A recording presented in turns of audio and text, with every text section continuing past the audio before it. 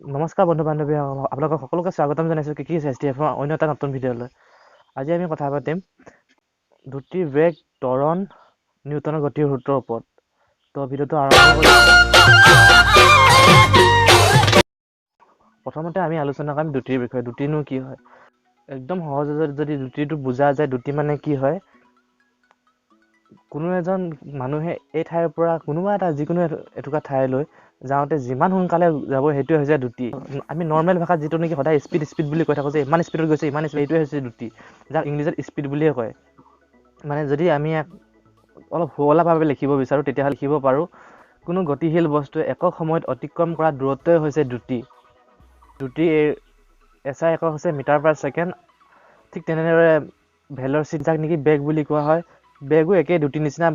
বেগত এটা বস্তু এড কৰি দিয়া থাকে, তাত এটা ডাইৰেকশ্যন এড কৰি থাকে, মানে দিশটো দি দিয়া থাকে। এই মানুহজনে সেই পজিশ্যনটোলৈ যাব, এই ঠাইৰ পৰা এই মানুহজন ইয়ালৈ আহিব বুলি এটা ডাইৰেকশ্যন দি দিয়া থাকে। সেইটোত যিমান সোনকালে আহিব ইয়ালৈ সেইটোৱে হৈছে বেগ।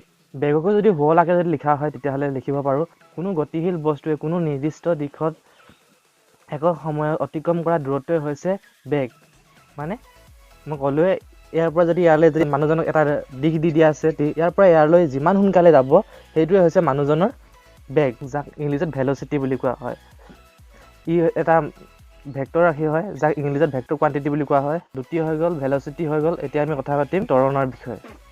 ত্বৰণনো কি হয়? ত্বৰণটো বেলেগ একো নহয়, বেগৰ যিটো পৰিৱৰ্তনৰ হাৰ তাকে ত্বৰণ বুলি কোৱা হয়, যাক ইংলিছত এক্সেলাৰেশ্যন বুলি কোৱা হয়। এক্সেলাৰেশ্যন মানে আমি যে কৈ থাকোঁ যে এক্সেল, যে বাইকখন পূৰা এক্সেল দি দিছে, পূৰা স্পীডত গৈছে, সেইটোৱে হৈছে ত্বৰণ, যাক ইংলিছত এক্সেলাৰেশ্যন বুলি কোৱা হয়। মানে এই মানুহজনে ইয়াৰ পৰা ইয়ালৈ যাব লাগে, এটা ডাইৰেকশ্যন দি দিয়ে, ডাইৰেকশ্যন যদি নিদিয়া হ'লে সেইটো হ'ল দ্ৰুতি। এতিয়া আমাক ডাইৰেকশ্যন দি দিছে, তেতিয়াহ'লে আমাৰ এইটো হ'ব ভেল'চিটি, যাক বেগ বুলি কয়। এই মানুহজনে ইয়ালৈ অতি সোনকালে যাব লাগে, তেতিয়াহ'লেতো আমাৰ ভেল'চিটি বঢ়াই যাব লাগিব, ইয়াৰ পৰা ইয়ালৈ অলপ অলপ এনেকৈ যদি বঢ়াই কিনে ইয়াত পাইছেগৈ, তাকে আমি কি কওঁ, এক্সেলাৰেশ্যন বুলি কওঁ। আৰু যিটো নেকি আমাৰ গাড়ী এখন যে ৰ'বৰ কাৰণে আমি যে ব্ৰেকটো মাৰি দিওঁ, এক্সেলটো কমাই দিওঁ, সেইটো হৈছে ডিচেলাৰেশ্যন, যাক নেকি মন্থন বুলি কয়। এক্সেলাৰেশ্যনৰ বিপৰীতটোৱে হৈছে ডিচেলাৰেশ্যন, মানে মন্থন। ত্বৰণ আৰু মন্থন। তো আমি যদি সুৰলাকৈ যদি ইয়াক বনাব বিচাৰোঁ, লিখিব পাৰোঁ, সময় সাপেক্ষে কোনো বস্তু বেগৰ পৰিৱৰ্তনৰ হাৰক ত্বৰণ বুলি আমি লিখিব পাৰোঁ। মন্থনৰ বিষয়ে লিখিব বিচৰা হয় তেতিয়াহ'লে লিখিব পাৰোঁ যে সময়ৰ ব্যৱধানত কোনো গতিশীল বস্তুৰ বেগৰ মান হ্ৰাস হোৱাকে মন্থন বোলে বা ডিচেলাৰেশ্যন বোলে, এইটো লিখিব পাৰোঁ। তো হৈ গ'ল। এক্সেলাৰেশ্যন কি আমি গম পালোঁ। এতিয়া এক্সেলাৰেশ্যন কি, ডিচেলাৰেশ্যন কি, ভেল'চিটি কি, স্পীড কি, বেগ, ত্বৰণ, দ্ৰুতি, মন্থন কি হয় আমি গম পালোঁ। এতিয়া আমি কথা পাতিম নিউটনৰ গতিৰ সূত্ৰৰ ওপৰত। নিউটন নামৰ এজন বিজ্ঞানীয়ে গতিক লৈ কিনে 3টা সূত্ৰ আগবঢ়াইছিলে। সেইকেইটা সূত্ৰক নিউটনৰ প্ৰথম গতিৰ সূত্ৰ আৰু দ্বিতীয় গতিৰ সূত্ৰ আৰু তৃতীয় গতিৰ সূত্ৰ নামে আমি জানো। নিউটনৰ সূত্ৰ জনাৰ আগত বল কি হয় সেইটো জানিব লাগিব। বল মানে বল প্ৰয়োগ কৰাটো, সেইটো বল, হেঁচা। মানে কোনোবা এটা বস্তুৰ পজিশ্যনটো, মানে তাৰ স্থান সলনি কৰিবলৈ আমি যিটো চেষ্টা কৰোঁ বা স্থানটো সলনি হৈছে, তাকে আমি বল বুলি ক'ব পাৰোঁ। মানে এই হাতখন ইয়াত আছে, আমি যদি এনেকৈ কৰি দিওঁ তেতিয়াহ'লে আমি বল প্ৰয়োগ কৰা হ'ব। যদি এই পৰিৱৰ্তন নহ'লেই তেতিয়াহ'লে আমি চেষ্টাও যদি কৰিছোঁ, ইয়াক আমি বল বুলি ক'ব পাৰোঁ। মই একদম সহজভাৱে বুজাই দিছোঁ আপোনালোকক নিউটনৰ প্ৰথম গতিৰ সূত্ৰটোনো কি হয়। ধৰি লওক এখন ফিল্ডত এটা ফুটবল পৰি আছে। সেই ফুটবলটো যেতিয়ালৈকে পৰি থাকিব, তাত কোনো ধৰণৰ বাহিৰৰ পৰা বল প্ৰয়োগ কৰা নাযায়, সেই পৰি থাকিব। যেতিয়া নেকি তাক কোনোবাই যদি লাত মাৰি দিছে, সেই ফুটবলটো তাৰ পজিশ্যনটো চেঞ্জ হৈ যাব। আৰু যদি গতিশীল বস্তুৰ ক্ষেত্ৰত যদি চাওঁ, যদি এখন মটৰ গাড়ী গৈ আছে, সেইখনত যদি কোনো ধৰণৰ বাহিৰৰ পৰা যদি বল প্ৰয়োগ কৰা নাযায়, তেতিয়াহ'লে সেই মটৰ গাড়ীখন একেটা দিশতে, একেটা বেগতে সি গৈ থাকিবই বিচাৰে, যেতিয়ালৈকে আমি বাহিৰৰ পৰা বল প্ৰয়োগ কৰা নাযায়। যদি বল প্ৰয়োগ কৰি দিওঁ, সেই ডাইৰেকশ্যনো চেঞ্জ হ'ব পাৰে আৰু সি ৰৈ যাব পাৰে। হয়, মানে এইটোকে নিউটনে কৈছে, যিবোৰ বস্তু গৈ থাকে সি সদায় গৈ থাকিবই বিচাৰে, আৰু যিবোৰ বস্তু ৰৈ থাকে তাক বাহিৰৰ পৰা বল প্ৰয়োগ নকৰালৈকে সেই বস্তুটো ৰৈ থাকিব বিচাৰে। এইটোকে নিউটনে তেওঁৰ প্ৰথম সূত্ৰ হিচাপে ব্যাখ্যা আগবঢ়াইছে। মই ইয়াক যদি অলপ সুৱলা কৰি দিওঁ, সুৱলাভাৱে যদি আপুনি লিখিব বিচাৰে তেতিয়াহ'লে লিখিব পাৰে, কোনো বস্তু কোনো বল প্ৰয়োগ নকৰি অচল বস্তু অচল অৱস্থাত আৰু সচল বস্তু সচল অৱস্থাত একে বেগত একে দিশত গতি কৰি থাকে। বা অন্যভাৱে লিখিব পাৰি, বাৰ্ষিক অসম বলে ক্ৰিয়া নকৰালৈকে স্থিতিশীল বস্তু স্থিতিশীল অৱস্থাত আৰু গতিশীল বস্তু একে বেগত একে দিশত গতি কৰি থাকে। ইয়াকে জড়তাৰ সূত্ৰ বুলিও কয়, যাক নেকি ইংৰাজীত ইনাৰ্চিয়া বুলি কোৱা হয়। এতিয়া আহোঁ আমি নিউটনৰ দ্বিতীয় সূত্ৰলৈ। নিউটনৰ দ্বিতীয় গতিৰ সূত্ৰটো হৈছে, তাৰ আগতে এটা কথা কৈ লৈছোঁ, নিউটনৰ দ্বিতীয় গতি সূত্ৰটো ভৰ আৰু বেগৰ ওপৰত নিৰ্ভৰ কৰে, যাক ইংলিছত মমেণ্টাম বুলি কোৱা হয়। নিউটনে ভৰ আৰু বেগক লগ লগাই তাক পূৰণ কৰি এটা সংজ্ঞা দিছিল, সেইটোৱে হৈছে মমেণ্টাম, যাক অসমীয়াত ভৰবেগ বুলি কোৱা হয়। মমেণ্টামটো এনেকুৱা ধৰণৰ হয়, ধৰি লওক দুটা শিলগুটি বেলেগ মাছৰ মানে ওজনৰ, এই দুটা যদি মই একে সমানে বল প্ৰয়োগ কৰি কিনে যদি মই দলি মাৰোঁ, তেতিয়াহ'লে এই বস্তুটো অলপ দূৰত যাব আৰু এই শিলগুটিটো অলপ গৈ ৰৈ যাব। ইয়াৰ পৰা বুজা যায় যে কোনোবা এটা বস্তু গতি কৰোঁতে ইয়াৰ ওজনৰ ওপৰতো নিৰ্ভৰ কৰে।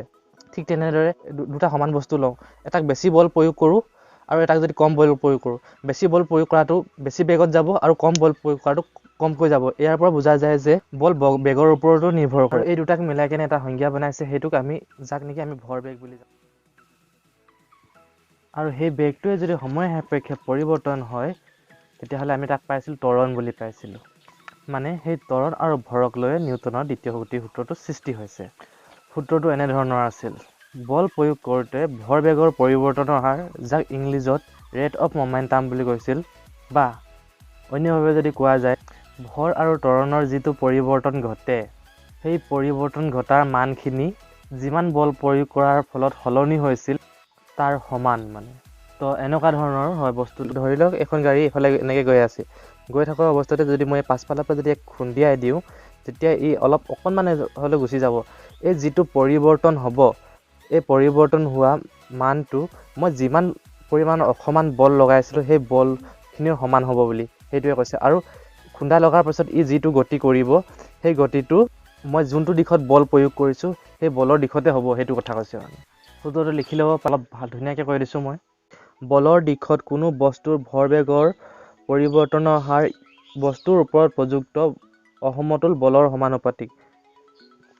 বা আৰু এটাত লিখিব পাৰে, বস্তুৰ বেগৰ পৰিৱৰ্তনৰ হাৰ ইয়াৰ ওপৰত ক্ৰিয়াশীল বাৰ্ষিক অসমতুল বলৰ সমানুপাতিক, আৰু ই ভৰৰ ব্যস্তানুপাতিক, ই পৰিৱৰ্তন বলৰ দিশত হয়। এতিয়া আহিছোঁ নিউটনৰ তৃতীয় গতিৰ সূত্ৰলৈ। নিউটনৰ তৃতীয় গতিৰ সূত্ৰটো বেলেগ একো নহয়, একদম চমুকৈ যদি কওঁ, নিউটনৰ তৃতীয় গতিৰ সূত্ৰটো হৈছে, মই যদি তাক ঠেলা মাৰিছোঁ, সি মোক ঠেলা মাৰিছে। মানে ৰিয়েকশ্যন আৰু অপজিট ৰিয়েকশ্যন। যেতিয়া বন্দুকৰ গুলিটো আগফালে ওলাই যায়, যিমান পৰিমাণ বল লগাই আগফালে ওলাই যায়, তাৰ সমান পৰিমাণৰ বলে আকৌ পাছফালে ঠেলি পঠায়। তো আৰু এটা এক্সাম্পল লৈছোঁ, ধৰি লৈছোঁ আপুনি আপোনাৰ হাতখনতে ট্ৰাই মাৰি চাব পাৰে। আপুনি এখন হাতখন ইয়াত থৈ দিয়ক আৰু এখন হাত লওক, আপুনি এখন হাতত ঠেলক। আপুনি এখন হাতত যিমান বল লগাই কিনে ঠেলিছে, আপোনাক এই হাতখনেই সিমান বল লগাই কিনে এইফালে ঠেলি আছে। মানে এইটোৱে হৈছে সমান আৰু বিপৰীতমুখী ক্ৰিয়া। তো এইটোৱে হৈছে নিউটনৰ তৃতীয় গতিৰ সূত্ৰ। তো সূত্ৰটো মই কৈ দিছোঁ, লিখি ল'ব। প্ৰত্যেক ক্ৰিয়াৰে সমান আৰু বিপৰীতমুখী প্ৰতিক্ৰিয়া আছে। ক্ৰিয়া আৰু প্ৰতিক্ৰিয়া দুটা ভিন্ন বস্তুৰ ওপৰত কাৰ্যকৰী হয়, বা কোনো বস্তুৰ ওপৰত ক্ৰিয়াশীল ক্ৰিয়া আৰু তাৰ প্ৰতিক্ৰিয়া সদায় সমান আৰু বিপৰীতমুখী হয়। এইটোৱে হৈছে নিউটনৰ তৃতীয় গতিৰ সূত্ৰ। ভিডিঅ'টো ইমানেই আছিল। ভাল লাগিলে লাইক কৰিব, শ্বেয়াৰ কৰিব। আপোনালোকৰ কিবা থাকিলে কমেণ্টত জনাব, আৰু আপোনালোকে মোক জনাব মই কি টপিকৰ ওপৰত ভিডিঅ' বনাব লাগে, মই আপোনালোকক ভিডিঅ' বনাই দিম। ভিডিঅ'টো ইমানেই আছিল। ধন্যবাদ থাকিল।